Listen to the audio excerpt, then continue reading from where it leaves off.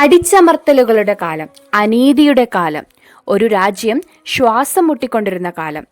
British ഭരണത്തിന്റെ ഭാരത്തിൽ India നിശബ്ദമായി വേദനിച്ചു.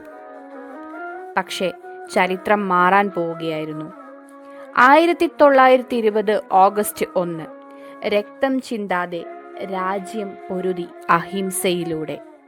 നിസ്സഹകരണ പ്രസ്ഥാനം ആരംഭിക്കാൻ നിശ്ചയിച്ച ദിവസം പുലർച്ചെ അന്തരിച്ച പ്രമുഖ ദേശീയ നേതാവായിരുന്നു ബാലഗംഗാധര തിലക്.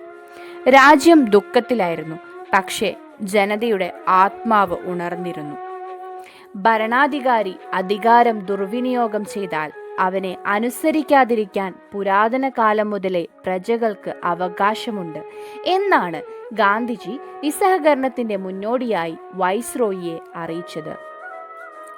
നിസ്സഹകരണ പ്രസ്ഥാനം ആരംഭിക്കുമ്പോൾ വൈസ്രോയി ചെംസ്ഫോർഡ് പ്രഭു. 1920 കൽക്കട്ട പ്രത്യേക സമ്മേളനം. പ്രസിഡന്റ് ലാലാ ലജ്പത് റായ് നിസ്സഹകരണത്തിന് പിന്തുണ പ്രഖ്യാപിച്ചു. അതേ വർഷം നാഗ്പൂർ സമ്മേളനം. പ്രസിഡന്റ് സി വിജയരാഘവാചാര്യ പ്രസ്ഥാനത്തിന് ഔദ്യോഗിക അംഗീകാരം നൽകി. സമരത്തിന്റെ ആവശ്യങ്ങൾ വ്യക്തമായിരുന്നു: ഖാദി പ്രചരിപ്പിക്കുക, മദ്യം വർജിക്കുക, ഹിന്ദി ഭാഷ പ്രചരിപ്പിക്കുക, വിദേശ വസ്ത്രങ്ങൾ ഉപേക്ഷിക്കുക.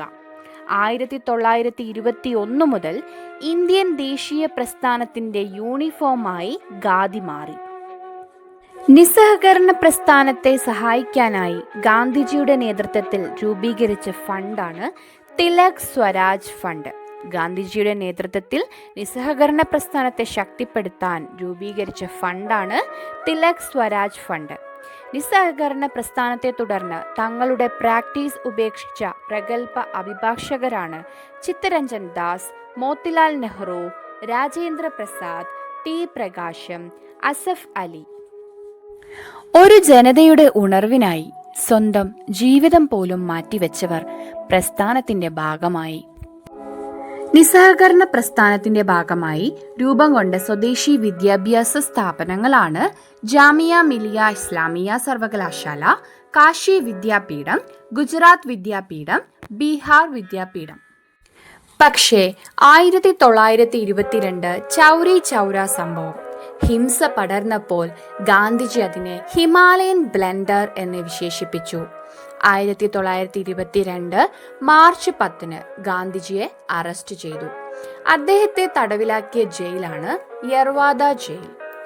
ചൗരി ചൗര സംഭവത്തെ തുടർന്ന് 1922 ഫെബ്രുവരി 12 ഗുജറാത്തിൽ പാസാക്കിയ ബർദോളി പ്രമേയത്തോടെ നിസ്സഹകരണ പ്രസ്ഥാനം അവസാനിപ്പിച്ചു.